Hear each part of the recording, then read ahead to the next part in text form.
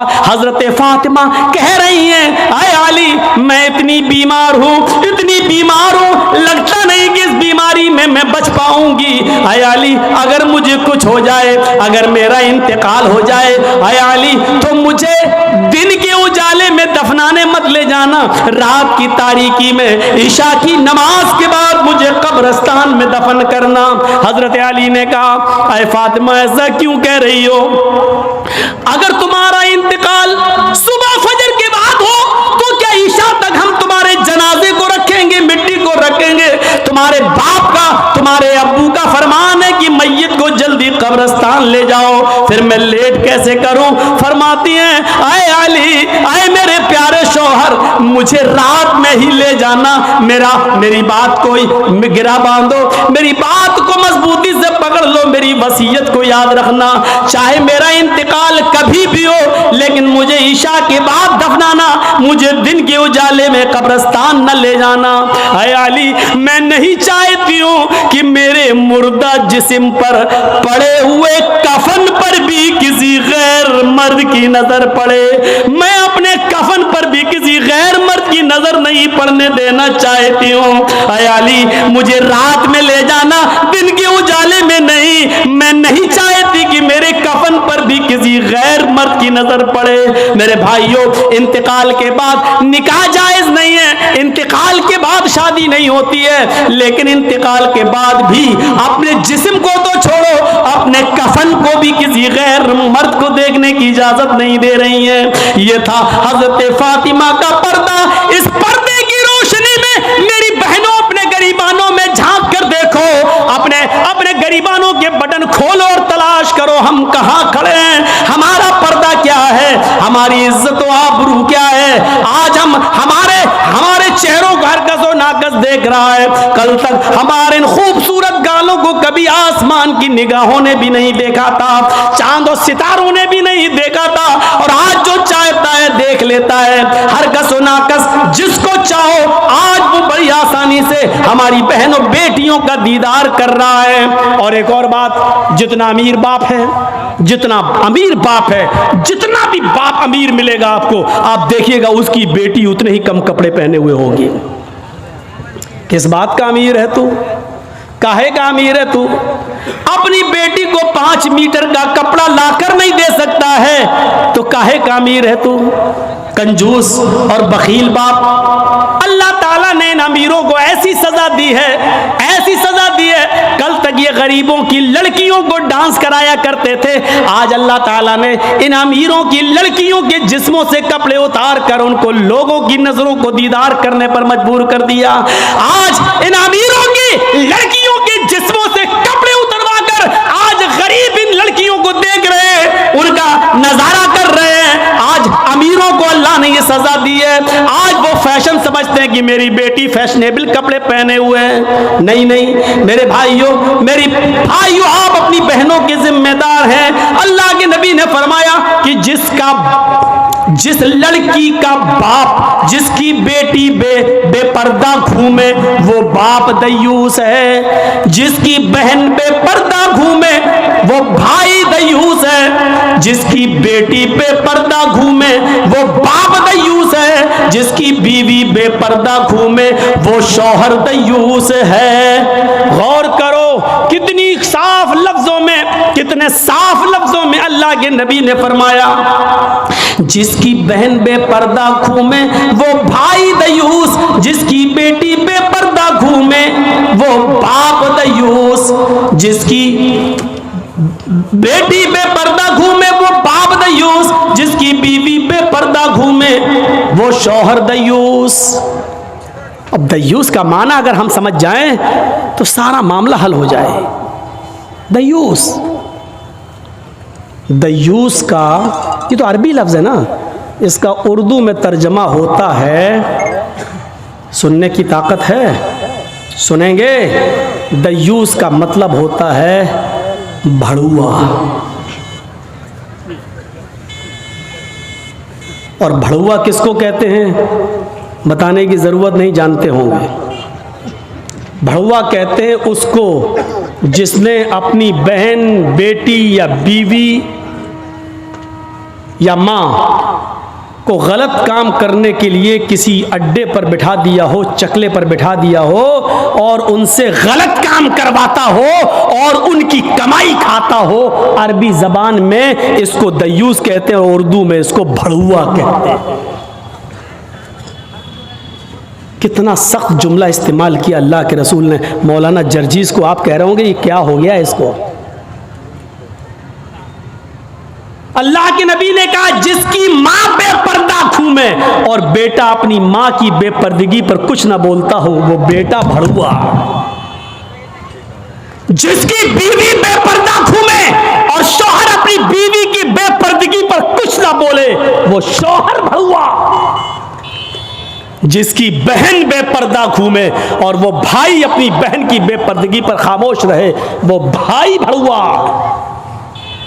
और जिसकी बेटी बेपर्दा घूमे और बाप अपनी बेटी की बेपर्दगी पर खामोश रहे वो बाप भड़ुआ। दयूस कह दो मौलाना चलेगा, भड़ुआ मत कहो, अच्छा नहीं लग रहा है। हम कब कह रहे हैं कि अच्छा लग रहा है? हमको अच्छा लगाना कब है? जब अच्छा ही लगने लगे तो फायदा क्या है? इंजेक्शन ऐसे लगाओ दर्द ना हो। बासा ऐसा हो सकता है कि इंजेक्शन लगे और दर्द ना हो? इंजेक्शन भी लगवाना चाहते हो और दर्द भी नहीं चाहते हो, तब तो होम्योपैथिक दवा ले लो, मीठी गोलियां खा लो जो मरने के बाद फायदा करती है।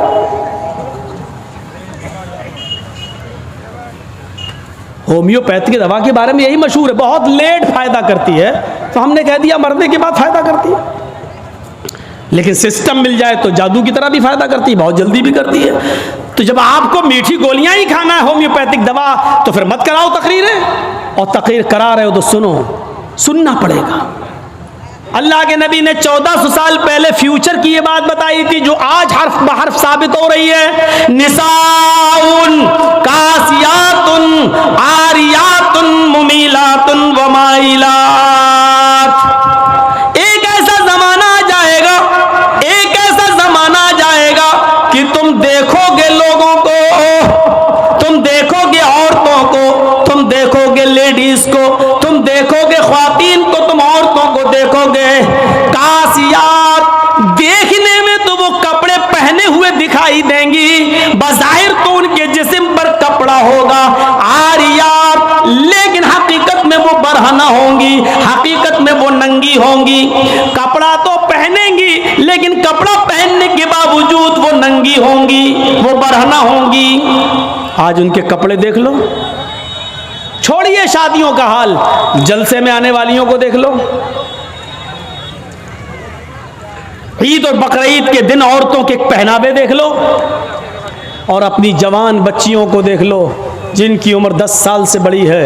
याद रखिएगा 10 साल से बड़ी लड़की के ऊपर पर्दा फर्ज हो जाता है।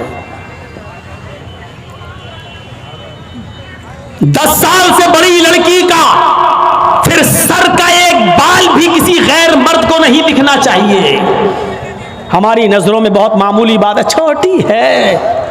अल्लाह के रसूल ने फरमाया था जब तुम्हारा बेटा 7 साल का हो तो उसको नमाज का हुक्म दो, और 10 साल का हो तो नमाज के लिए ज़बरदस्ती करो, ना पढ़े तो उसको मारो पीटो।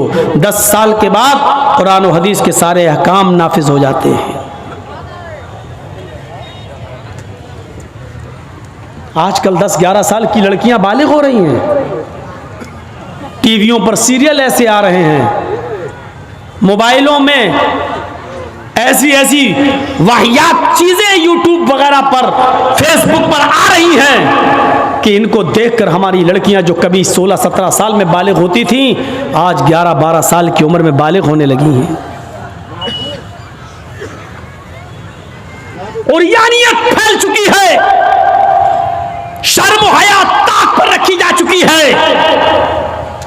वरना तसव्वुर कीजिए, एक कपड़ा जो जिस्म से चिपका हो, आपके पैरों से चिपका हुआ हो, और वो कपड़ा आपके घुटने और रान से होते हुए आपकी कमर तक आए, जिसको आप लेगी कहें, और इसके ऊपर एक कुर्ती पहन ली जाए और इस तरीके से मार्केट में, बाजार में शॉपिंग की जाए, ऐसी औरत को आपकी नजर में फैशन परस्त कहा जा सकता है। लेकिन मोहम्मदुर रसूलुल्लाह अल्लाह की नजर में ये लड़की, ये औरत नंगी है, नंगी है, नंगी है। ये कपड़े है भैया, जिसको जाना हो जल्दी जाओ यहां से, और जिसको उठना हो अभी उठ जाओ। ड्रामा करके रख लिया है। और भी अभी जिसको जाना हो चले जाओ, अभी बाद में मैं नहीं उठने दूंगा, चाहे पेशाब यही निकल जाए। जाइए अभी निकल जाइए जिसको जाना हो। आरियात हमारी नजरों में फैशन परस्त हैं, लेकिन अल्लाह के रसूल ने ऐसी औरतों को क्या कहा? नंगी।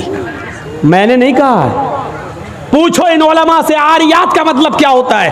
कासियात कपड़े पहनेंगी, आरियात लेकिन नंगी होंगी। ऐसी औरतों के बारे में कहा है नंगी होंगी। ये हाफ आस्तीनों के कपड़े यहां चल रही है, ये खुला हुआ है। साड़ियां चल रही तो ऐसी कि यहां तक का ब्लाउज पहने हुए हैं, ये खुला है, पेट खुला हुआ है।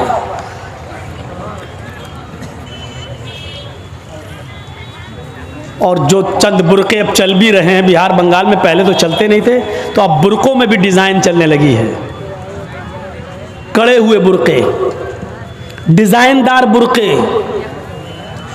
अब एक बात बताइए, बुरके को आप एक तो डिजाइनदार बना रहे हैं, और दूसरा जब औरत या लड़की जब बुरका ओढ़ती है तो सीने पर फूल बना दिए आप। ये बताइए यहां फूल बनाने की क्या जरूरत थी? जब वो पहनती है तो फूल सीने पर, और वो लड़की ने ये बुरका खरीदा क्यों?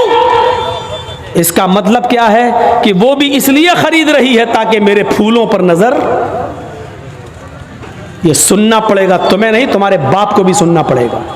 जब तक मैं इस कुर्सी पर हूं, ये अथॉरिटी, ये पावर मुझे इस्लाम ने दिया है, सुनना पड़ेगा।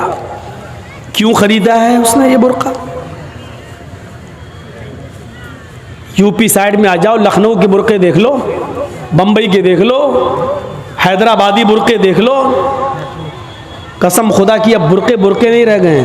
अब 60 साल की बुढ़ी भी ओढ़ ले तो ऐसा लगता है जैसे वो 18 साल की लड़की जा रही है। ये बुरके एक बार सच्चा वाकया है। 60, 65, 70 साल की बुढ़िया ऐसा ही बुरका ओढ़ के चेहरा छुपा के जा रही थी धीरे धीरे। भाई बुढ़ी थी वो, धीरे धीरे चल रही थी, तो एक लड़का उसका पीछा करने लगा। 20-22 साल का लड़का उस बुढ़ी का पीछा करने लगा, क्योंकि जो सोचने लगा बुरका इतना खूबसूरत है तो बुरके के अंदर कितना खूबसूरत माल होगा, बुरके वाली कैसी होगी, उसका पीछा करने लगा। बुढ़िया धीरे धीरे चल रही, लड़का समझ रहा मुझे लिफ्ट दे रही है, मेरी वजह से धीरे धीरे चल रही, जबकि वो अपनी कमजोरी की वजह से धीरे धीरे चल रही। बुढ़िया समझ गई ये लड़का मेरा पीछा कर रहा है, तो थोड़ी दूर चलने के बाद उसने अपना नकाब खोला और अपनी तुतलाती जबान में बोली, बेटा। लड़के का तो मूड खराब हो गया, कम वक्त मेरा तो मामला ही गड़बड़ हो गया। बेटा तू मेरा पीछा क्यों कर रहा है, मैं तो तेरी अम्मा की उम्र की हूं। लड़के को भी गुस्सा आ गया, कभी बात मैं अपने लिए नहीं अपने अब्बा के लिए ढूंढ रहा हूं। अब 60, 65, 70 साल की बूढ़ियों को ऐसे खूबसूरत बुरके पहनने की क्या जरूरत? बुरकों का मकसद जो कभी था पर्दा, लेकिन आज उनका मकसद भी वो नहीं रह गया। अल्लाह के नबी के ज़माने में एक सहाबी अल्लाह के नबी के पास आती हैं, मुस्नद अहमद की सही रिवायत, जिनकी चादर कपड़े से नीचे, टखने से नीचे, चप्पल से नीचे ज़मीन की मिट्टी उड़ाती हुई आती है और कहती है, अल्लाह के रसूल मैं इस चादर को ओढ़कर नमाज पढ़ने जाती हूँ। आपने कहा चादर इतनी नीची होनी चाहिए। उसने कहा अल्लाह के नबी कभी कभी ज़मीन पर पेशाब व पायखाना पड़ा होता है, गंदगी पड़ी होती है, तो क्या मैं थोड़ी सी ऊपर करके पायखाना गंदगी को क्रॉस करके आगे निकल जाऊं? आपने कहा नहीं, दाएं से निकल जा, बाएं से निकल जा। कहने लगी दाएं भी मर्द बैठे होते हैं, बाएं भी मर्द बैठे होते हैं, मुझे उसी गंदगी के ऊपर से निकलना निकलना है। अरे अल्लाह के रसूल इजाजत दे दीजिए, मैं थोड़ा सा ऊपर कर लूं और निकल जाऊं, उसके बाद नीचे कर लूंगा। जब गंदगी को क्रॉस कर लूंगी तो चादर में नीचे कर लूंगी। अल्लाह के नबी कहते हैं अगर मर्द दाएं बैठे हैं बाएं बैठे हैं तो तू उसी गंदगी के ऊपर से निकल जा। कहने लगी अल्लाह के रसूल वो गंदगी मेरी चादर में लग जाएगी, आप मुझे ऊपर उठाने की इजाजत नहीं दे रहे हैं, टखने से ऊपर, चप्पल से ऊपर चादर उठाने की इजाजत क्यों नहीं दे देते? आपने कहा नहीं, चादर उठाने की इजाजत, चप्पल से भी ऊपर चादर उठाने की इजाजत नहीं दूंगा। कहा अल्लाह के रसूल फिर उस चादर में पेशाब और पायखाना लग जाएगा। आपने कहा लग जाने दे। कहने लगी है अल्लाह के रसूल उसी चादर को तोड़कर मैं नमाज पढ़ती हूँ मस्जिद में। जब ऊपर औरतों का अलग इंतजाम होता है या पर्दे में औरतों का इंतजाम होता है तो मैं इसी चादर को ओढ़े ओढ़े नमाज पढ़ती हूँ। आपने कहा उसी चादर को ओढ़कर नमाज पढ़ ले। कहने लगी उसमें पेशाब और पायखाना लग जाएगा, क्या उसी और चादर को ओढ़कर नमाज पढ़ लूं? आपने फरमाया हाँ, आए औरत जब पेशाब और पायखाना तेरी चादर में लगेगा, जब तू आगे बढ़ेगी तो तेरी चादर जमीन पर पड़ी हुई मिट्टी से रगड़ खाएगी, क्योंकि तेरी चादर नीचे है। जब पेशाब और पायखाना उसमें भर जाएगा, जब तू आगे बढ़ेगी तो जमीन पर पड़ी हुई मिट्टी पर तेरी चादर रगड़ खाएगी और जमीन पर पड़ी हुई मिट्टी से रगड़ने की वजह से जमीन की पाक मिट्टी तेरी चादर को पाक कर देगी। लेकिन तुझे चादर उठाने की इजाजत नहीं, उसी चादर में तू नमाज पढ़ ले। गंदगी लगती है तो लग जाने दे, आगे बढ़ेगी तो जमीन पर पड़ी हुई पाक मिट्टी तेरी चादर को पाक कर देगी। मेरे भाइयों पेशाब और पायखाना देखकर भी अल्लाह के रसूल ने औरत को चादर उठाने की इजाजत नहीं दी। मेरी बहनों तुम्हारे दिल कैसे गवारा कर लेते हैं। जलसों में भी चूड़ियां खरीदने के लिए, बैलून खरीदने के लिए, जलेबियां खरीदने के लिए तुम किस तरीके से लेडीज पिंडाल से निकलकर तुम बाजारों में घूम लेती हो? शर्म आनी चाहिए। तुम्हारे कलेजे और तुम्हारे दिल कैसे गवारा कर लेते हैं कि लड़के और लड़कियां एक जगह शॉपिंग करें, दुकानदारी करें, खरीदारी करें। ये तुम्हारे कलेजे तुम्हारे ज़मीर कैसे गवारा कर लेते हैं? जबकि अल्लाह के नबी फरमाते हैं ला यखलुअन्न रजुलुम बिमरातिन इल्ला कान सालिसुहुम शैतान।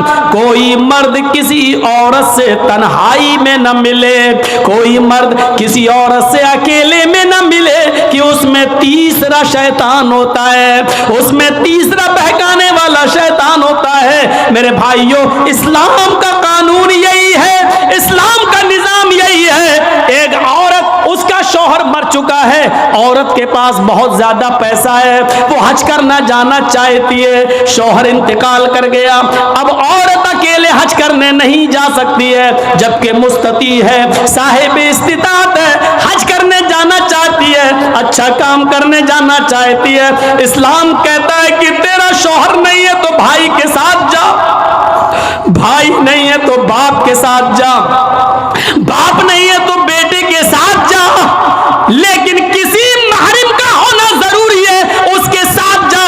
चीख कर औरत कहती है कोई नहीं है, मेरे पास दौलत है। अल्लाह के नबी कहते हैं फिर दौलत संभाल कर अपने पास रख। अगर तेरा भाई नहीं है, बेटा नहीं है, शौहर नहीं है, बाप नहीं है, कोई महरिम नहीं है तो तू अकेले हज करने नहीं जा सकती है। नहीं, अय अल्लाह के नबी मेरा पड़ोस में बड़ा अच्छा नेक हाजी नमाजी नेक आदमी रहता है, मैं इसको भाई बना लेती हूँ, चली जाऊं। फरमाया नहीं नहीं, मुंह भोले भाई को भाई बनाकर उसके साथ तुम हज करने नहीं जा सकती हो, इसलिए कि अपने मुंह से किसी को भाई बोलने से वो तुम्हारा सगा भाई नहीं हो जाएगा, अपने मुंह से किसी को बेटा बोल देने से वो बेटा नहीं हो जाएगा। तुम किसी को बेटा बोल दो, भाई बोल दो, जो चाहो बोल दो, लेकिन इस्लाम ये कहता है कि उसके साथ भी औरत को इजाजत नहीं है कि वो हज करने जाए। अगर कोई नहीं है तो मत जाओ, लेकिन इस्लाम इस बात की इजाजत नहीं देता है कि तुम अकेले जाओ या किसी को बहन, किसी को भाई या बेटा बना कर जाओ, इस बात की इजाजत नहीं देता। इस्लाम एक इबादत में, हज जैसी इबादत में भी औरत को किसी गैर मर्द को मुंह बोले भाई और मुंह बोले